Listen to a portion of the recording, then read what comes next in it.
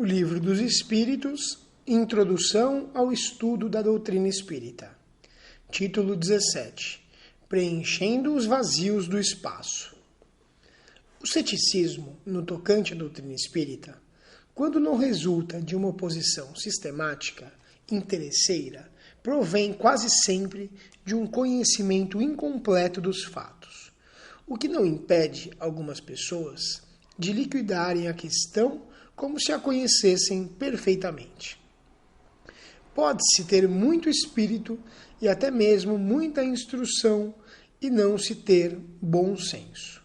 Ora, o primeiro indício da falta de bom senso é a crença na própria infalibilidade. Muitas pessoas também não veem nas manifestações espíritas mais que um motivo de curiosidade. Esperamos que, pela leitura deste livro, encontrem nesses fenômenos estranhos alguma coisa além de um simples passatempo. A ciência espírita contém duas partes. Uma experimental, sobre as manifestações em geral. Outra filosófica, sobre as manifestações inteligentes. Quem não tiver observado, senão a primeira, estará na posição daquele que só conhece a física pelas experiências recreativas, sem haver penetrado na ciência. A verdadeira doutrina espírita está no ensinamento dado pelos espíritos, e os conhecimentos que esse ensinamento encerra são muito sérios para serem adquiridos, por outro modo, que não por um estudo profundo e continuado, feito no silêncio e no recolhimento. Mesmo porque, só nessas condições, pode ser observado um número infinito de fatos e suas nuances, que escapam ao observador e que permitem firmar-se uma opinião.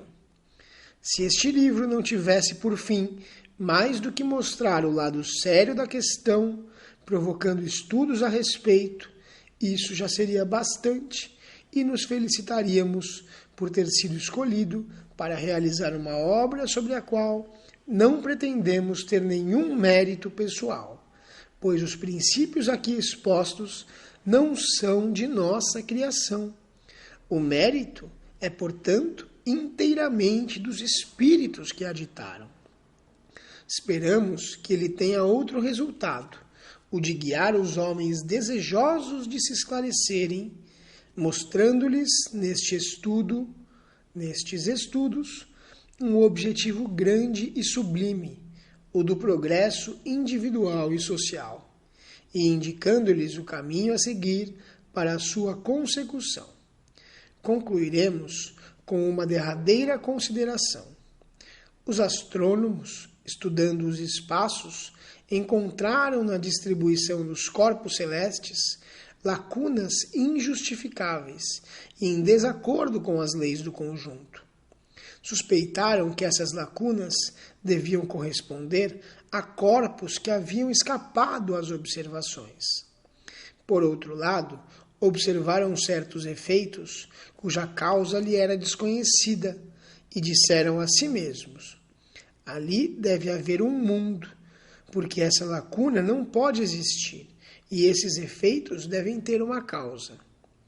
Julgando então da causa pelos efeitos, puderam calcular os elementos e mais tarde os fatos vieram justificar as suas previsões. Apliquemos este raciocínio a outra ordem de ideias. Se observarmos a série dos seres, perceberemos que eles formam uma cadeia sem solução de continuidade, desde a matéria bruta até o homem mais inteligente.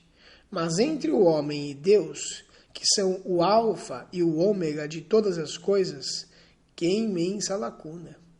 Será razoável pensar que seja o homem o último anel dessa cadeia?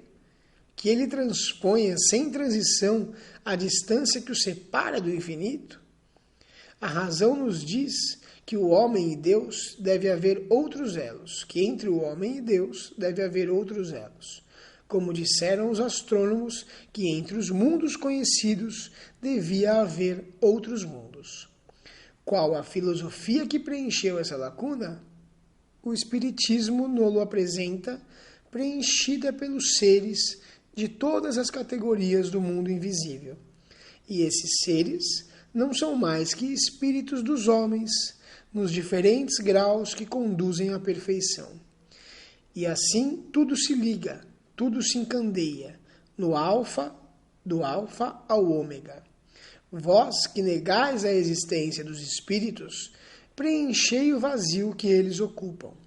E vós que deles rides, ousai rir das obras de Deus e da sua onipotência. Allan Kardec.